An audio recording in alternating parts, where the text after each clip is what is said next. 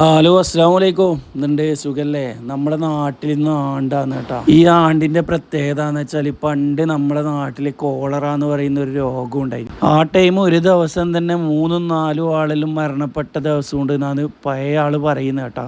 അങ്ങനെ ആ രോഗം മാറാനും വേണ്ടിക്ക് നമ്മുടെ മക്കാമിൽ നേർച്ചാക്കിയിട്ട് കഴിക്കുന്ന ഒരാണ്ടാണിത്. ഇശാ നിസ്കാരം കഴിഞ്ഞ പാടന്നെ തുടങ്ങും മൗലൂദ്. ഏകദേശം ഒരു 10 മണിയാകുമ്പോഴേക്കെല്ലാം കഴിയും.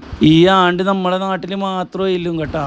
രാത്രി മക്കാമിൽ പോയിട്ട് മൗലൂദെല്ലാം കഴിക്കാൻ വന്ന ആക്കില്ല ഫുഡാണിത്. ഈ ഫുഡിനൊരു പ്രത്യേക ടേസ്റ്റാണ് കേട്ടോ. മൗലൂദ് കഴിഞ്ഞ് നേരെ മക്കാമിൽ നേരെ വന്ന് ലൈൻ നിന്ന് ഫുഡ് വാങ്ങിയിട്ട് അവിടെ തന്നെ ഇരുന്ന് കഴിക്കലാന്നല്ല. പണ്ടത്തെ അളുകിയിൽ വട്ടത്തിൽ ഇരുന്നിട്ട് തിന്നലാണ് കേട്ടോ. അതൊരു വേറെ തന്നെ ടേസ്റ്റാണ്. ഫുഡ് ബാക്കിയുണ്ടെങ്കിൽ ആ പാത്രത്തിൽ തന്നെ രണ്ടാമതും വാങ്ങിയിട്ട് പൊരക്കേക്കും കൊണ്ടുപോകും. നമ്മളത് തിന്ന് രാവിലെ എല്ലാ വീട്ടിലേക്കുള്ള ഫുഡ് കേട്ടാ.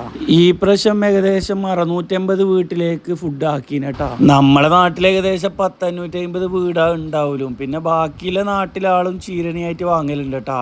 ഇരണാവ്, മാട്ടൂര് അങ്ങനെയുള്ള നാട്ടുകാരിൽ നമ്മൾ ഈ ചോറ് ചീരണയായിട്ട് കൊണ്ടുപോകുന്നുണ്ട്. പള്ളിച്ചോറ് എന്ന് പറഞ്ഞിട്ട് ഒരുപാട് ഹോട്ടലിൽ നിന്ന് വെക്കുന്നുണ്ട്. പക്ഷെ അതൊന്നും പള്ളിച്ചോറല്ല, ഇതാണ് ശരിക്കും പള്ളിച്ചോറ്. ഈ ബീഫ് കറിക്ക് പ്രത്യേക ടേസ്റ്റ് ആണ് കേട്ടോ. ഈ ബീഫ് കറി ആക്കല് എന്ന് വെച്ചാൽ എല്ലാം പൊടിച്ചിട്ട് തന്നെയാണ്. പാക്കറ്റ് മുളക്, പാക്കറ്റ് മസാല, അങ്ങനെ പാക്കറ്റ് സാധനമൊന്നും ഇനി യൂസ് ചെയ്യൂല. പിന്നെ നമ്മളെ മെയിൻ ചെങ്ങായി ഉണ്ടായിന് കേട്ടോ, നമ്മളെ റാസിക്ക് എന്ന് പറഞ്ഞാൽ ഇവിടുത്തെ ഒരു ബ്ലോഗറാണ്, ഒരു പാവങ്ങളെ ബ്ലോഗർ എന്ന് തന്നെ പറയാം.